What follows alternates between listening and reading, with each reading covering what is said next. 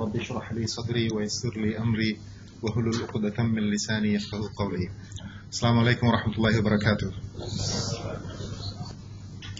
இன்றைக்கு பேச எடுத்திருக்கிற தலைப்பு என்னன்னு சொன்னால், குறிப்பாக இலங்கையில வாழ்ற முஸ்லிம்களுக்கு அல்லது முஸ்லிம்கள் எதிர்கொள்கின்ற அந்த பிரச்சனைகளுக்கான பின்னணி காரணங்கள் என்ன, இந்த பிரச்சனையை நாங்க எவ்வாறு தீர்வு கொள்ளலாம் என்ற அடிப்படையில தான் இந்த பேச்சை நான் ஒழுங்கு செய்திருக்கிறேன். இலங்கையில் நடக்கிற கள நிலவரங்கள் உங்க எல்லாருக்கும் தெரிஞ்சிருக்கும். செக்ரட்டேரியட் ஃபார் முஸ்லிம்ஸ் ஒரு நிறுவனம் இவங்க சேர்த்த தகவலின் படிக்கு 2013 தொடக்கம் 2015 ஆண்டு காலத்துக்கு இடைப்பட்ட அந்த 2 வருஷத்துல இலங்கையில முஸ்லிம்களுக்கு எதிராக மேற்கொள்ளப்பட்ட வன்முறை சம்பவங்கள் 538. இந்த வன்முறை சம்பவங்கள் தொடர்பாக உருப்படியான எந்த ஒரு சட்ட நடவடிக்கையும் எடுக்கப்படவில்லை என்கிற ஒரு விஷயத்தை அவங்க சொல்றாங்க. அது தவிர கடந்த மாசத்துல சுமார் 20க்கு மேற்பட்ட வன்முறை சம்பவங்கள் முஸ்லிம்களுக்கு எதிராக இடம்பெற்றிருக்கிறது. பள்ளிவாசல் எரிக்கப்பட்டிருக்கிறது, முஸ்லிம் கடைகள் தீ வைக்கப்பட்டிருக்கிறது, சில கிராமங்களுக்குள்ள புகுந்து முஸ்லிம்கள் எச்சரிக்கப்பட்டிருக்கிறார்கள், அவருடைய வீடுகள் உடைக்கப்பட்டிருக்கிறது. இந்த பிரச்சனை இப்ப நடந்து கொண்டிருக்கிறது, எல்லாருக்கும் தெரியும். இருந்தாலும் இந்த பிரச்சனையை நாங்க எப்படி பாக்குறது, இந்த பிரச்சனையை நாங்க எப்படி இல்லாமல் செய்யலாம் என்கிற சம்பந்தமான சிந்தனை அல்லது இது சம்பந்தமான தெளிவான சிந்தனை எங்க சமூகத்தில் மிக குறைவாகவே காணப்படுகிறது. இலங்கையிலிருந்து வர ஒரு மிக பிரபலமான ஒரு பத்திரிகை கலம்பு டெலிகிராஃப்ல டாக்டர் லக்ஸரி பெர்னாண்டோ என்று சொல்லி ஒரு டாக்டர் ஒருத்தர் கட்டுரை ஒன்று எழுதியிருந்தார். அந்த கட்டுரையில் கூறப்பட்டிருக்கின்ற ஒரு பந்தியை நான் தமிழ்ல உங்களுக்கு இப்ப மொழிபெயர்த்து தருகிறேன். இதுல முஸ்லிம்களோட பிரச்சனை என்ன, இதுக்கான பின்னணி காரணிகள் என்ன, முஸ்லிம்கள் இந்த பிரச்சனைகளை எவ்வாறு எதிர்கொள்ளலாம் என்கிற சில விஷயங்களை இவர் ரத்தின சுருக்கமாக இவர் சொல்ல வருகிறார் அந்த கட்டுரையில. இலங்கையில் முஸ்லிம் பள்ளிவாசல்கள் மீதும் முஸ்லிம் வியாபார நிலையங்கள் மீதும் அண்மை காலமாக இடம்பெற்று வரும் தாக்குதல்கள் சாதாரண பொதுமக்கள் முஸ்லிம் மக்கள் மீது கொண்டுள்ள வெறுப்புணர்வின் வெளிப்பாடு அல்ல, மாறாக மத தீவிரம் மற்றும் கடும் தேசிய போக்குடைய குழுக்களினால் மேற்கொள்ளப்பட்டு வரும் ஒரு திட்டமிட்ட முஸ்லிம் இன விரோத செயற்பாடு. இதிலுள்ள ஆபத்து என்னவென்றால், இந்த நிலைமைகள் தொடர்பாக வேகமாக நடவடிக்கை எதுவும் எடுக்கப்படவில்லை என்றால் இந்த வன்போக்கு நிலைமைகள் மிக வேகமாக பரவலாம். தீவிரவாத போக்குடையோர் பெரும் குழுக்களை தங்களோடு இணைத்துக் கொள்ளலாம், தங்களைப் போலவே அவர்களையும் வன்மமாக செயற்பட ஊக்குவிக்கலாம். எனவே இலங்கைக்கு உள்ளேயும் வெளியேயும் நிலவுகின்ற அரசியல் சூழ்நிலைகள் இந்த கடும்போக்குடைய குழுக்களின் முஸ்லிம் இன விரோத செயற்பாடுகளுக்கு சாதகமானதாக அமைந்துவிடும். ஆகவே முஸ்லிம்களுக்கு இருக்கின்ற பிரச்சனை என்ன என்பதை சரிவர புரிந்து கொண்டு, இந்த பிரச்சனைக்கு பின்னுக்கு இருக்கிற காரணிகள் யார் என்பதையும் அடையாளப்படுத்திக் கொண்டு, இது தொடர்பாக முஸ்லிம்கள் நடவடிக்கைகளில் இறங்க வேண்டும் என்பதையும் சொல்லுகிற ஒரு கட்டுரை. அப்ப நான் பின்னுக்கு விளங்கப்படுத்த போற விஷயங்கள் இந்த கட்டுரையை மையமா வைத்ததாகவும் நீங்க பார்க்கலாம். அது முதலாவது இவர் சொல்ல வர விஷயம் என்னன்னு சொன்னால், இந்த வன்முறைகளுக்கான காரணம் சாதாரண பொதுமக்கள் முஸ்லிம் மக்கள் மீது கொண்டுள்ள வெறுப்புணர்வின் வெளிப்பாடு அல்ல. ஆகவே இலங்கையில 1000 வருடத்துக்கு கூடுதலான ஒரு நீண்ட வரலாறு முஸ்லிம்களுக்கு இருக்கிறது. எங்கட வரலாறு பார்த்தால் நாங்க எப்பவுமே இலங்கட ஒருமைத்தன்மைக்கு ஆபத்து வராத விதமாகவே நடந்து வந்திருக்கிறோம். போர்த்துகீயர் காலம், அதுக்கு பிறகு ஒல்லாந்தர் காலம், பிரிட்டிஷ் காலம், அண்மையில எல்டிடி பிரச்சனையில் இருந்த காலம், இந்த ஒவ்வொரு நிலையிலையும் இலங்கட ஒருமைத்தன்மைக்கு குந்தகம் வராமல் தான் முஸ்லிம்கள் நடந்திருக்கிறார்கள். ஆகவே இவ்வாறான ஒரு சமூகத்துக்கு எதிராக ஒரு கடுமையான போக்கொண்டு வருவதற்கு மக்களிடம் எந்த வெறுப்பும் இல்லை, இருக்க வேண்டிய காரணம் இல்லை என்கிறது முதலாவது விஷயம். இரண்டாவது விஷயம் என்னன்னு சொன்னால், இது ஒரு திட்டமிட்ட குழுக்களினால் முஸ்லிம்களுக்கு செய்யப்படுகிறது. ஆகவே இலங்கையில் உள்ள பெரும்பான்மை பௌத்த அல்லது சிங்கள சமூகத்துக்குள்ள இருந்து வந்த வெறுப்பு அல்ல, மாறாக அந்த சமூகத்துக்குள்ள இருக்கிற சில குழுக்கள் திட்டமிட்டு இந்த வேலையை செய்கிறது. ஆகவே அந்த குழுக்கள் யார், ஏன் அவங்க இந்த வேலையை செய்யறாங்கிறத நாம புரிஞ்சு கொள்ளணும். இதுல புரிஞ்சு கொள்ளாவிட்டால் தீர்வை நோக்கி எங்களால போக முடியாது. ஆகவே திட்டமிட்ட ரீதியாக முஸ்லிம்களுக்கு எதிராக செயல்படுகின்ற இந்த குழுக்கள் யார், அவர்கள் ஏன் இவ்வாறு செயல்படுகிறார்கள் என்கிற அந்த 2 கேள்வியும் முக்கியமான கேள்வி. இதுல முதலாவது, இது செய்கிற ஆக்கள் யார் என்று பார்த்தால், இது வெறுமனே அந்த பொதுபல சேனா இயக்கமோ அல்லது அந்த பொதுபல சேனாவை தலைமை தாங்கி நடக்கிற அந்த தேரர் மாத்திரமோ அல்ல இந்த பிரச்சனைக்குரிய காரணி. இவருக்கு இலங்கைக்கு உள்ளுக்கும் இலங்கைக்கு வெளியிலையும் பெரிய இடங்கள்ல இருந்து உயர் மட்டங்கள்ல இருந்து ஆதரவு இருக்கிறது என்கிற ஒரு உண்மையை நாம புரிஞ்சு கொள்ளணும். அதனாலதான் அவருக்கு எதிராக பிடியாணை பிறப்பிக்கப்பட்டும் கூட அவர் நாட்டை விட்டு வெளிச்செல்ல முடியாது என்று சொல்லி அவருக்கு அந்த உத்தரவு பிறப்பிக்கப்பட்டும் கூட இதுவரைக்கும் அவரை அரெஸ்ட் பண்ணாமத்தான் இருக்கிறாங்க. அவர் நிறைய பேர் சந்தேகிக்கிறாங்க என்னன்னு சொன்னால் பத்திரிகையிலையும் சிலாக்கள் இந்த சந்தேகத்தை வெளியிட்டு இருக்கிறாங்க.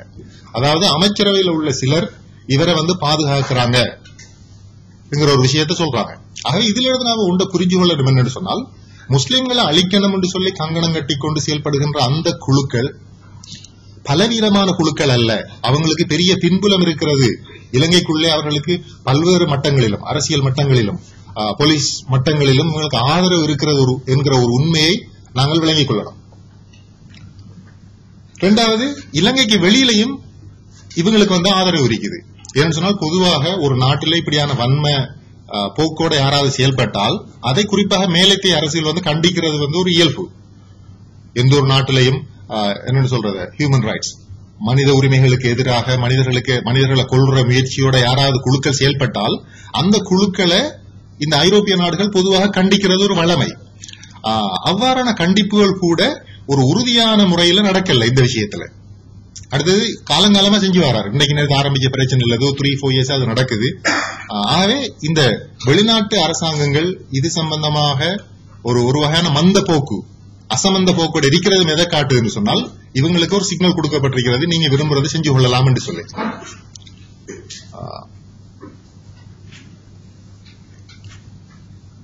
அப்ப இந்த குழுக்களுக்கான பின்னணியை விளங்கிக் கொள்ளணும். அதாவது 2001 செப்டம்பர் 11 தாக்குதல் நடந்ததுக்கு பிறகு ஜோர்ஜ் புஷ், அப்பொழுது அமெரிக்காவோட ஜனாதிபதியா இருந்த ஜோர்ஜ் புஷ், அவர் சொன்னார், நாங்க செய்ய போற இந்த பயங்கரவாதத்துக்கு எதிரான யுத்தத்துல 2 பகுதியினர் மாத்திரமே உண்டு. ஒன்று எங்களுக்கு விரோதமான ஆட்கள், மற்றவர்கள் எங்களுக்கு ஆதரவானவர்கள் என்கிற ஒரு விஷயத்தை அவர் சொன்னார். அந்த அடிப்படையில இந்த பயங்கரவாதத்துக்கு எதிரான யுத்தம் எடுத்துச் செல்லப்படுகிறது. இந்த யுத்தத்துல நிறைய நாடுகளை நிறைய சக்திகளை இந்த யுத்தத்தை முன்னெடுத்து செல்லுகின்ற மேலத்திய சக்திகள் உள்வாங்கி இருக்கின்றது. இந்த உண்மையை நாம் விளங்கிக் கொள்ளணும். அப்ப முதல்ல பயங்கரவாதத்துக்கு எதிரான யுத்தம் என்று சொன்னால் அது உண்மையிலே இஸ்லாத்துக்கு எதிரான யுத்தம் தான். இதை நான் விளங்கப்படுத்த வேண்டிய ஒரு அவசியம் இல்லை உங்களுக்கு. பயங்கரவாதத்துக்கு எதிரான யுத்தம் என்று சொல்றது முஸ்லிம்களுக்கு எதிரான யுத்தம். இந்த யுத்தத்தை அமெரிக்கா கொண்டு நடத்துகிற பொழுது யாரும் பார்வையாளர்களாக இருக்க முடியாது.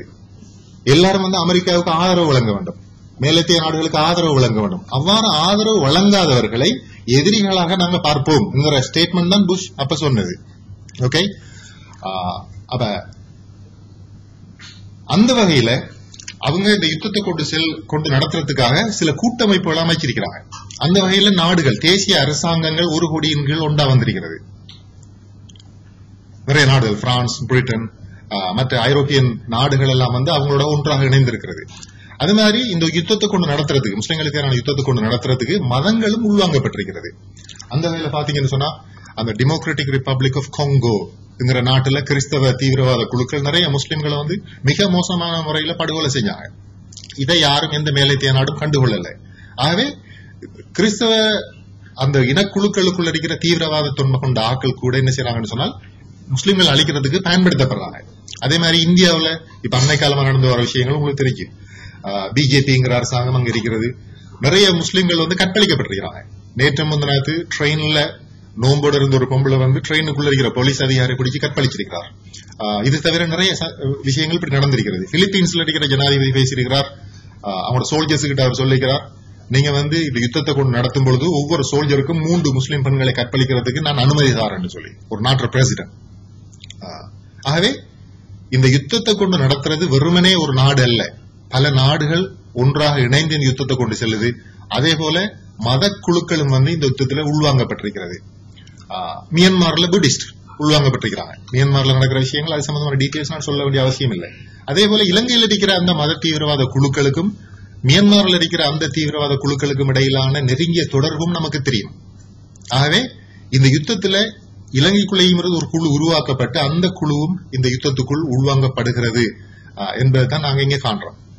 அதே டைம்ல அதிதீவிரவாத தேசிய போக்குடைய ஆக்கள், அல்ட்ரா நேஷனலிசம், அப்ப இலங்கையில இருந்து சொல்றாக்கள் இருக்கிறாங்க, இலங்கை வந்து எங்களுக்குரிய நாடு, முஸ்லிம்கள் இந்த நாட்டுக்குள்ள இருக்க முடியாதுங்கிறது என்னது மிக கடுமையான ஒரு தேசியவாத போக்கு. இந்த போக்குடைய குழுக்களும் வந்து இலங்கையில வளர்க்கப்பட்டு வருகிறது. இந்த குழுக்களையும் உள்வாங்கி முஸ்லிம்கள் அழிக்கிறதுக்கான முயற்சிகள் நடந்து கொண்டு வருகிறதுங்கிற ஒரு உண்மையை நாம் எல்லாரும் புரிஞ்சு கொள்ளணும்.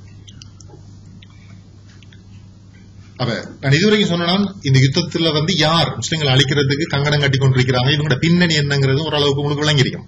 ரெண்டாவது, ஏன் இதை செய்யறாங்கிறது முக்கியம். ஏன் இதை முஸ்லிம்களுக்கு எதிராக செய்யறாங்க? ஏன்னு சொன்னால், இன்றைக்கு உலகத்துக்கு தலைமைத்துவத்தை வழங்குவது முதலாளித்துவ சக்திகள். அமெரிக்கா, ஐரோப்பிய நாடுகள் தான் உலகத்துக்கு தலைமைத்துவத்தை வழங்கி கொண்டிருக்கிறாங்க. இவங்களோட தலைமைத்துவத்துக்கு அச்சுறுத்தலாக உலகத்துல எந்த சக்தியும் இல்லை.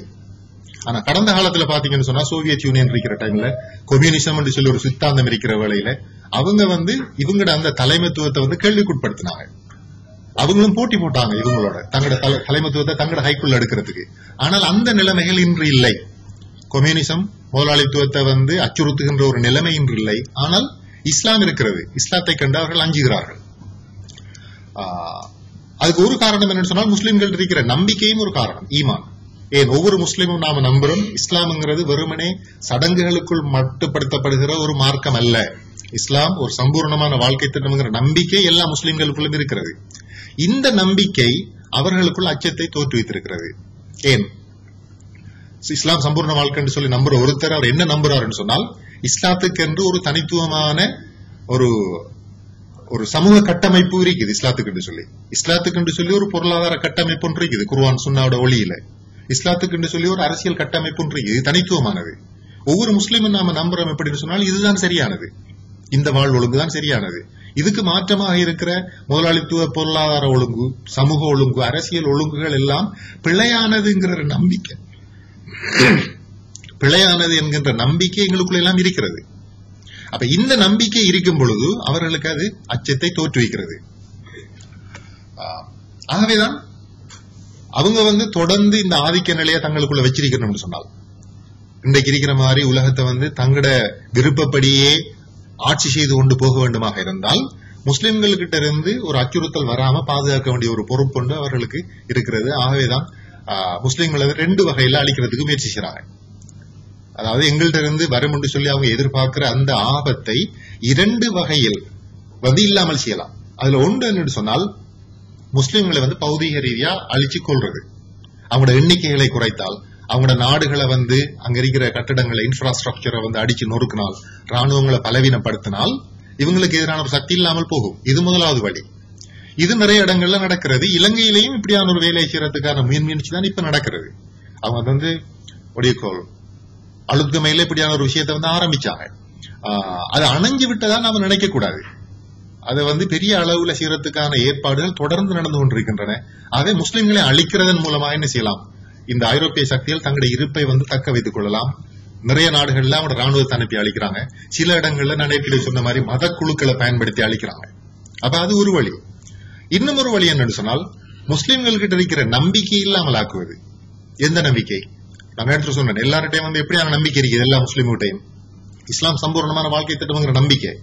எங்களுக்கு இருக்கிற பொருளாதார திட்டம் உங்களோட பொருளாதார திட்டத்தை விட சிறந்ததுங்கிற நம்பிக்கை.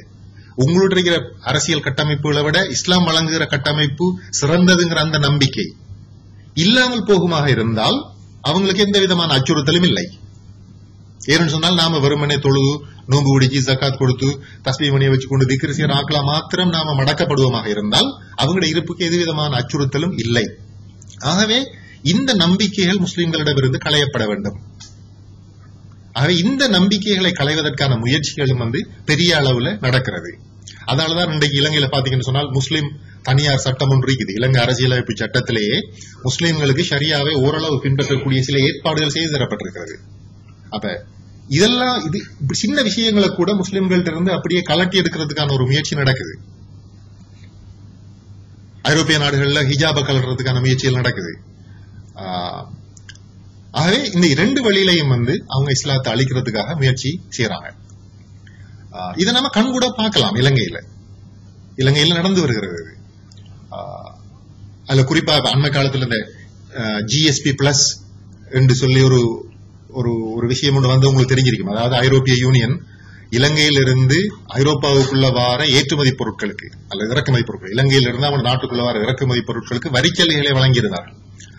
அந்த வரிச்சலுகைகளை நாங்க தொடர்ந்து உங்களுக்கு தர வேண்டுமாக இருந்தால் நீங்க 1, 2, 3 வேலையை செய்யணும். என்ன வேலை?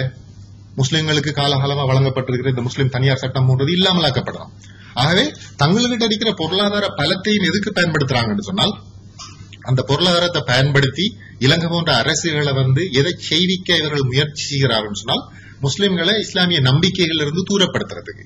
ஆகவே எங்களுக்கு எதிராக இடம்பெற்று வருகின்ற இந்த வேலை திட்டங்கள் பாரதூரம், அதுல ஆழம் அகலம் எங்களுக்கு கட்டாயம் புரிஞ்சிருக்கணும். இது முக்கியமான விஷயம்.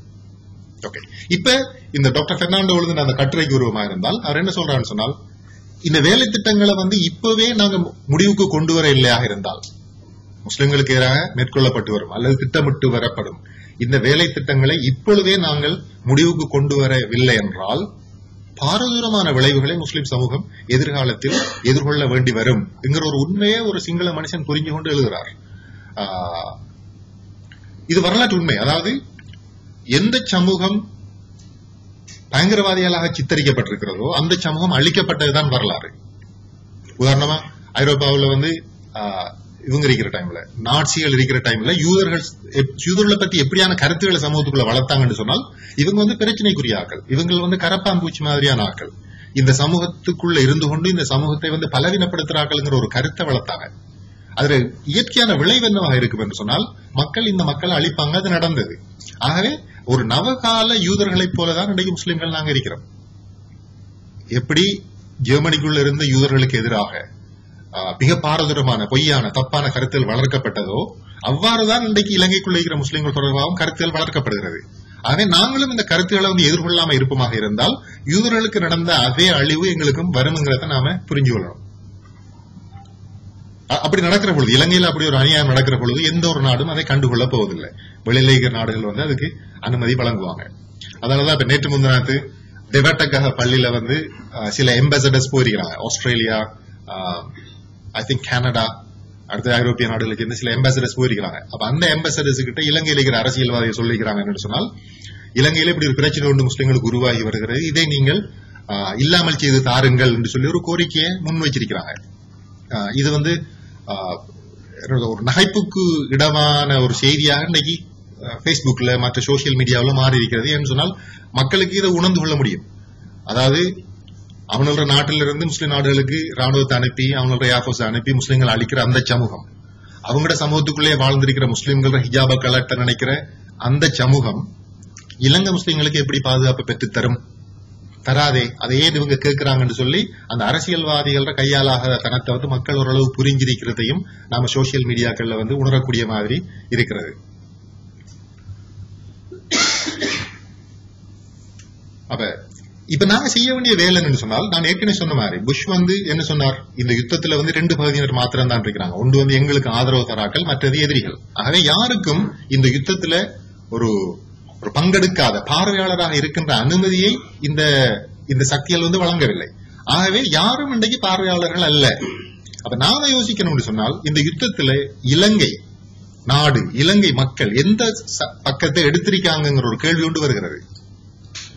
முஸ்லிம்கள் பக்கத்தை அவங்க எடுத்திருக்கிறாங்களா, அல்லது முஸ்லிம்களுக்கு எதிராக யுத்தம் செய்கிற அந்த காபிர்கள் யுத்தத்துல நியாயம் காணுகிற ஒரு சக்தியாக இலங்கை மாறி இருக்கிறதா என்கிற ஒரு கேள்வி ஒன்று இருக்கிறது. அதுக்கான கேள்விக்கான விட உங்களுக்கு தெரியும். ஆக்சுவலி மாறி வருகிறது.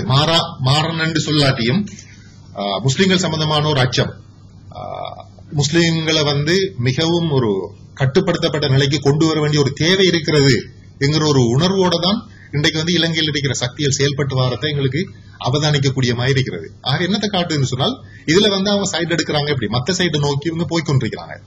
அப்ப அப்படியான நேரத்துல அந்த சமூகத்தை எங்களை நோக்கி எங்களுக்கு ஆதரவு தரக்கூடிய ஒரு சமூகமாக மாற்ற வேண்டிய ஒரு பொறுப்பு எங்களுக்கு இருக்குது. எங்கட நிலப்பாட்டுல நியாயம் காணக்கூடிய ஒரு சமூகமாக, எங்கட எதிரிகள செயல்பாடுகள் தவறு அப்படின்னு சொல்லி புரிஞ்சு கொள்ற ஒரு சமூகமாக இலங்கை சமூகத்தை மாற்ற வேண்டிய ஒரு தேவை இருக்கிறது. அவர் மாற்றாத வரையில் எங்கட பாதுகாப்பை எங்களால் உறுதி செய்ய முடியாது. ஆக எவ்வாறு இந்த சமூகத்தை மாற்றலாம்? இலங்கை சமூகத்தை எங்கட நிலப்பாட்டுல நியாயத்தை காண்ற ஒரு சமூகமாக, எங்களுடைய எதிரிகள செயல்பாடுகள், அமெரிக்கா பிரிட்டன் போன்ற இந்த சக்திகள செயல்பாடுகள் தவறானது என்று சொல்லி உணர்ந்த ஒரு சமூகமாக எப்படி இலங்கை சமூகத்தை மாற்றலாம் என்கிற ஒரு கேள்வி ஒன்று நமக்கு முன்னுக்கு இருக்கிறது.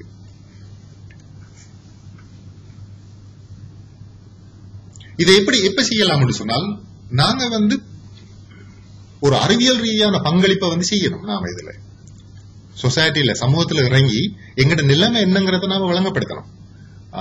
எங்கட எதிரி சக்திகள் உண்மை தன்மையையும் நாங்க அந்த சமூகத்துக்கு விளங்கப்படுத்தி கொடுக்கணும். அந்த உண்மை விளங்குற டைம்ல தான் அவங்க எங்களுக்கு ஆதரவு தார மக்களாக அவர்கள் வருவார்கள்.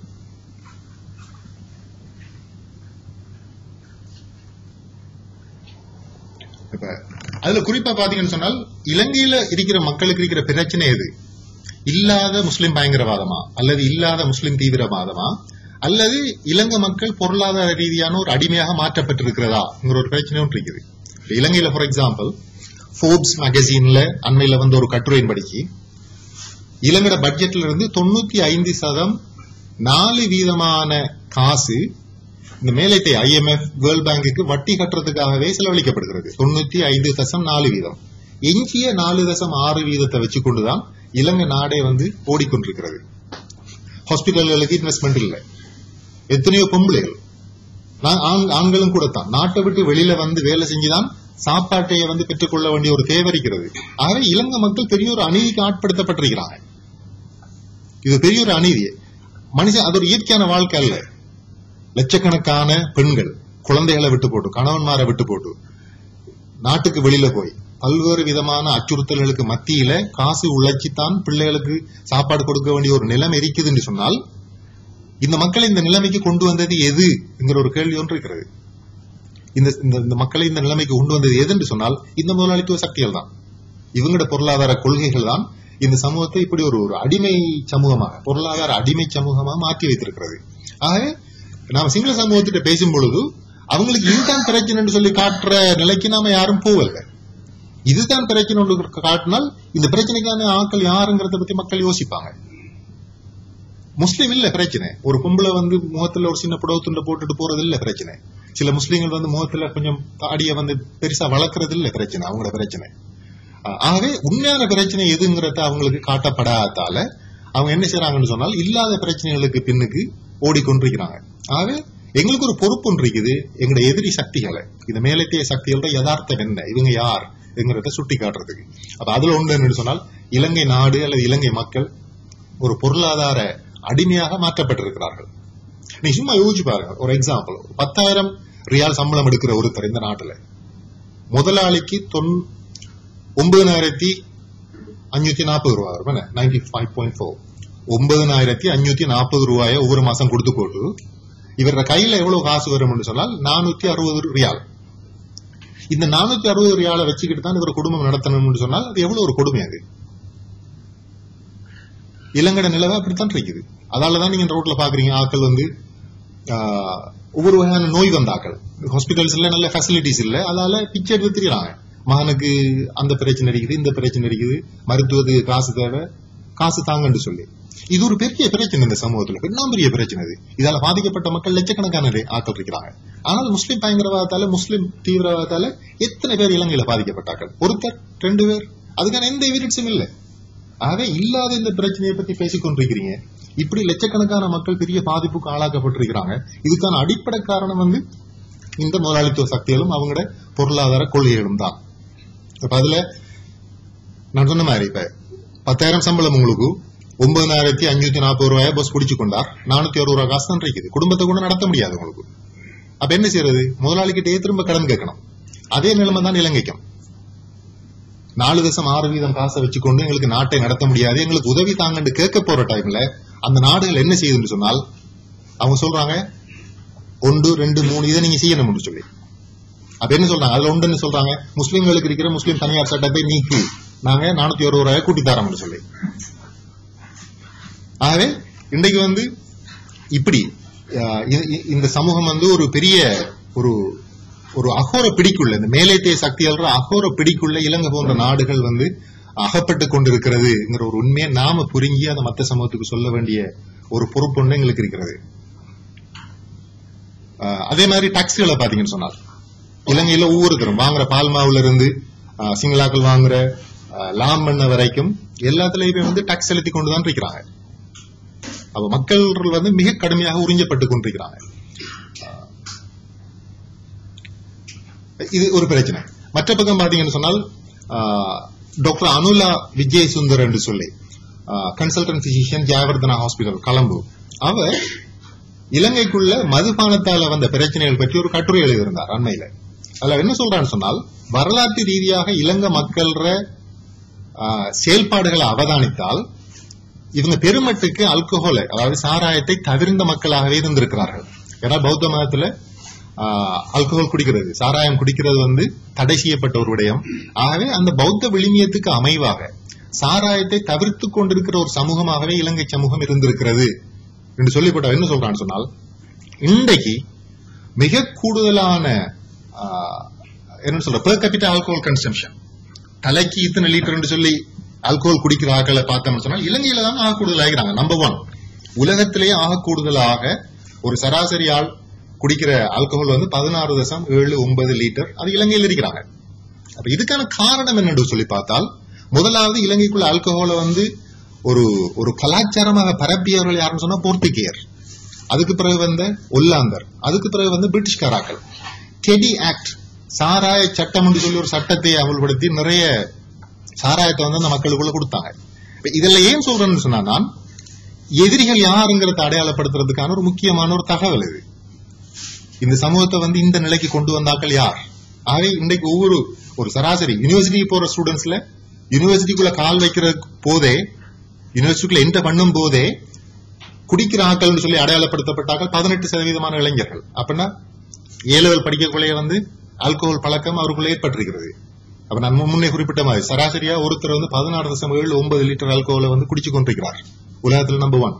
இதன் விளைவாக சிர்ரோசிஸ்ங்கிற ஒரு வியாதி, அதாவது ஈரல் பாதிக்கப்படுற ஒரு நிலைமை.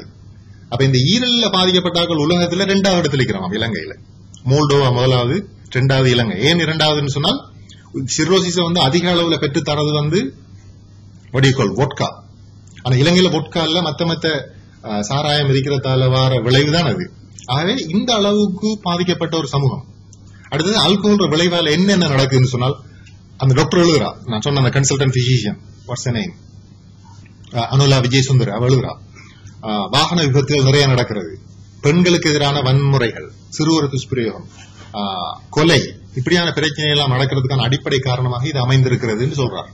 ஆகவே நான் இதுவரைக்கும் சொன்ன விஷயத்துல இருந்து நீங்க ஒரு விஷயத்தை புரிஞ்சு கொண்டிருக்கலாம். இலங்கை மக்கள் வந்து உண்மையிலேயே அச்சுறுத்தலுக்கு ஆள்பட்டிருக்கிறார்கள். உண்மையிலேயே வந்து ஒரு வகையான பயங்கரவாதம் அவர்கள் மீது கட்டவிழ்த்து விடப்பட்டிருக்கிறது. ஆனா இதை செய்தவர்கள் யார் இல்ல, முஸ்லிம்கள் அல்ல. இதை செய்தவர்கள் இந்த மேலைத்தேய சக்திகள் தான். ஆகவே நாங்க வந்து பெரும்பான்மை சமூகத்துக்குள்ள போய் அந்த பெரும்பான்மை சமூகத்தை எங்கட பக்கம் வெண்டு எடுக்கலன்னு சொன்னால், எங்களுடைய எதிரிகளோட உண்மைத்தன்மை என்ன என்பதை நாங்கள் அந்த சமூகத்துக்கு விளங்கப்படுத்தி கொடுக்கவில்லை என்றால் எங்களுடைய அழிவு வந்து நிச்சயம். ஆகவே நாம் இந்த வேலையை செய்ய வேண்டிய ஒரு பொறுப்பு ஒன்று நமக்கு இருக்கிறது. அதுல இன்னும் ஒரு விஷயம் என்னன்னு சொன்னால், இலங்கைக்கு வெளியில நடக்கிற நிகழ்வுகள் இலங்கை முஸ்லிம்கள இருப்பை பாதிக்கும்ங்கிற ஒரு விஷயம் ஒன்று இருக்குது. இலங்கைக்கு வெளியில் நடக்கிற சில நிகழ்வுகள், உதாரணமா நாம சொல்லுவோம் ISIS என்று சொல்லி ஒரு இயக்கம் ஒன்று வெளியில வந்தது, அல்லது போகோ ஹராம் என்று சொல்லி ஒரு இயக்கம் வந்து வெளியில வந்தது. இந்த இயக்கங்கள செயல்பாடு இலங்கை முஸ்லிம்கள இருப்பை பாதிக்கும். ஏன்னு சொன்னால், இந்த ISIS தொடர்பா போகோ ஹராம் தொடர்பான கருத்துகள் இலங்கை முஸ்லிம் மக்கள், இலங்கை பெரும்பான்மை சமூகத்துக்குள்ள ஒரு கருத்து ஒன்று இருக்குது. அந்த கருத்து எங்களையும் எப்படி பாக்குறாங்கன்னு சொன்னால், நாங்களும் வந்து அவங்களோட வகையை சேர்ந்த ஆக்கள் தான் சொல்லி அவங்க பாக்குறாங்க. ஆகவே ISIS வெளியில இருக்கிற ISIS கண்டு எந்த அளவு அவர்கள் பயப்படுறாங்களோ அந்த அளவு இலங்கைக்குள்ள இருக்கிற முஸ்லிம்களையும் பார்த்து பயப்படுற ஒரு நிலை ஒன்று தோற்றுவிக்கப்படுகிறது. ஆகவே நாங்களும் வந்து இலங்கைக்கு வெளியில் நடக்கிற இப்படியான பிரச்சனைகள் சம்பந்தமான, இலங்கைக்கு வெளியில் நடக்கிற பிரச்சனைகள் சம்பந்தமாக கொஞ்சம் அவதானமா பார்த்து கொண்டிருக்கணும்.